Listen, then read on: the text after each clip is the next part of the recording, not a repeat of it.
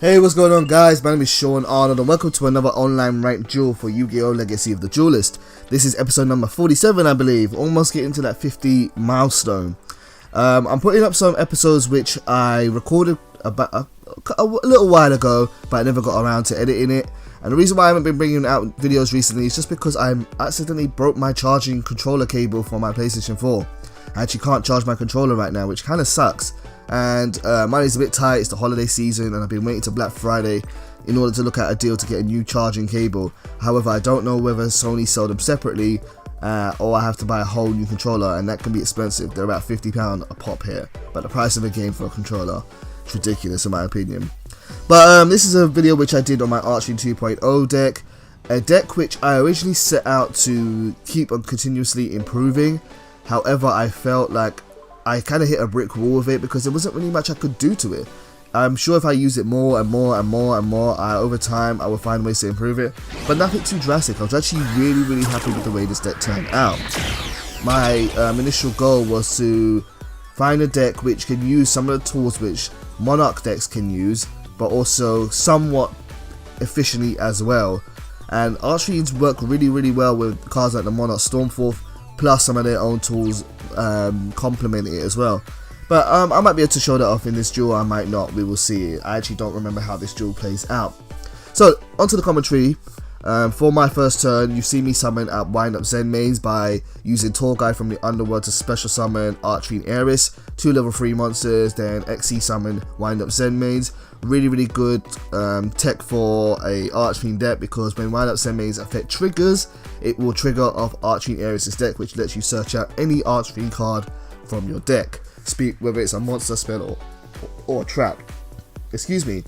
However, my opponent is playing Masked Heroes, which could give my deck a real problem, because my opponent has just special summoned Elemental Hero Shadow Mist. I'm pretty sure it's Shadow Mist. I don't think it's Dark Mist. But by special summoning Shadow Mist, he has searched out Mask Change from his deck, and by searching out Mask Change from his deck, he has brought out Elemental Hero Dark Law. Dark Law can be a real problem for an ARCHFIEND deck because he has an effect where any card that is sent to my graveyard will be banished, and that's really unfortunate because I need my cards to go into the graveyard and not to be removed from play. My opponent now is putting me back on the ropes. He is now using Tin Goldfish and Elemental Hero Ocean in order to bring out, well, wait for him to do it. What's he going to bring out? Number 101, Silent Honor Arc. Silent Honor Arc is pretty much the level 4, the rank 4 version of Wind Up Zen mains, and its effect is really good in that you can attach 2 monsters and take one of my special summon monsters and attach it to him as an XY material.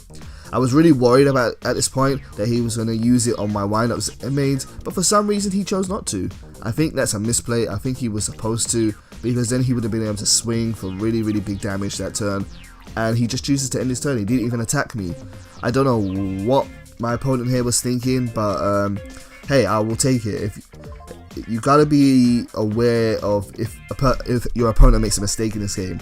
A lot of the duels that I win is because my opponent has made a mistake, or they haven't understood what a card does. And as soon as that happens, I'm gonna go in for the kill. I'm gonna try and beat them the best way I can. It's just part of the game, I'm afraid. So unfortunately though, my options aren't too great, so the only thing I can do at this point is to bring out another rank 3 monster and thin my deck out more. Hopefully I can get to one of my tribute monsters as soon as possible by thinning my deck out and getting cards out of my deck. It's hard for me to decide between using Wind Up Zen mains and Fortune 2, which is another rank 3 XE monster. Fortune 2 and Wind Up Zen mains are both very similar in the fact that the main objective of them is that they have an effect which protects them from being destroyed and forces them to detach as part of their effect, which will then trigger out ARCHFIEND Ares. But Fortune 2, what's good about that card is that it can't be targeted, so Silent number 101 Silent Honor Arc wouldn't be able to target Fortune 2 for the effect. But Fortune 2 stats are so weak, you can just attack it anyway and still destroy it that way. Whereas Wind Up Zen mains has okay stats for a rank 3 monster. Anyway, I'm choosing not to do that obviously. I'm choosing to go the complete opposite direction and go on the offensive. I need to get rid of Dark Claw as soon as possible. So what I am doing here is I've turned my Wind Up Zen mains into attack, and I'm going to use the effect by detaching one card from Wind Up Zen mains, I should be able to destroy my opponent's monster in the end phase. Now I make a mistake here as well. Speaking of mistakes, I actually attack with both of them. I shouldn't have done that. My opponent's going to use Mirror Force, and I'm still going to be able to protect my monsters using Wind Up Zen mains, but unfortunately I'm losing my Archfiend heiresses in the long run, and I had to detach both of them, and they're both getting banished. I shouldn't have detached that one there. I should have saved the other one for to be sent to the graveyard next turn. What really sucks here is that I can tell what I'm thinking. Actually no, I'm losing all of them, so it doesn't matter.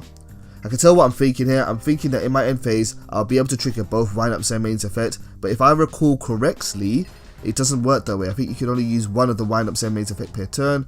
No, I'm not wrong. No, I could use both of them, and by using Wind Up Zen mains effect, because I detached, I was able to destroy his elemental hero Dark Law, and also take one off his Silent Honor arc.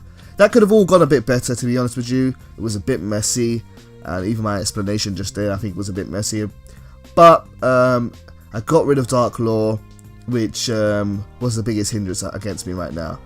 So my opponent is going to take field presence from me right now by destroying my monsters with Raigeki. And although I have 4 cards and he has 3 cards, I am in a bit of a worrying position here. My opponent's going to use Card D. Card D, when you normal summon it in main phase 1, if you tribute it that turn, you can then draw 2 cards. So my opponent is now tying me for card advantage, and he has a card which has really good field presence because Silent Honor arc isn't easily destroyed. But I fortunately drew into Falling Down, which is going to give me an opportunity to turn this around. First I'm going to play Pot of Duality. Pot of Duality will let me excavate the top 3 cards of my deck and let me pick one out and add it to my hand. And the choices I've had are Falling Down, Palabyrinth, and Vanity's Emptiness. Now that I'm thinking about it and reflecting on this deck, I'm starting to feel like Archfiend Palabyrinth isn't too good. I think it's a good field spell card because it gives your monsters 500 attack and turns your monsters into some real beat sticks, which is really cool. And it's also good for the fact that you can keep it on the field and it stays as an Archfiend card, so things like Falling Down are easy to keep on the field because they are destroyed when you don't have an Archfiend card on the field. But I might take it out. So I fortunately been able to summon out Archfiend Cavalry and use Falling Down to take my opponent's monster. If you don't know what Falling Down does, it's basically Snatch Steal but just for Archfiends, and you have to have an Archfiend card on your field in order to keep it on the field, otherwise it destroys itself. But it's a really solid card, and I use 3 copies of it in this deck. Having Snatch Steal really, or 4 copies of Snatch Steal in your deck really allows you just to make some big swings and go for the game. And as you can see, I managed to really just capture all field presence for my opponent. I'm in a good position in terms of advantage. I've got 6 cards and he's only got 4 cards. He can still make a good comeback here, but I'm very confident with the way I am. However, there are some weaknesses to my current position. If my opponent destroys my Archfiend Cavalry, I will lose Falling Down and he would get number 101 back. But I don't know if he's going to be able to do that. I can't even remember. So I had to take 800 damage in my opponent's main phase, standby phase, because that's part of Falling Down's effect. My opponent is bringing out Tin Goldfish, and if he special summons, say, another number 101, in this situation I could be in big trouble. If he doesn't do that though, he's going to use Marsh Change 2. This could be really bad for me, because I think, what is it, the water type, or the water attribute elemental hero destroys all spells and traps on my field. But that's okay, I managed to pull out Vanity's Emptiness. Another mistake by my opponent. I don't know why he played Marsh Change 2 there when he saw me get Vanity's Emptiness from my deck to my hand. And unfortunately, I think he realizes that that's game there and he gives up. So guys, hopefully you enjoyed this episode, hopefully you're still enjoying this series, and will continue to want to see more videos of Yu-Gi-Oh! Legacy of Duelist from me. But until then, thank you as always for your support, and I love each and every one of you. Take care.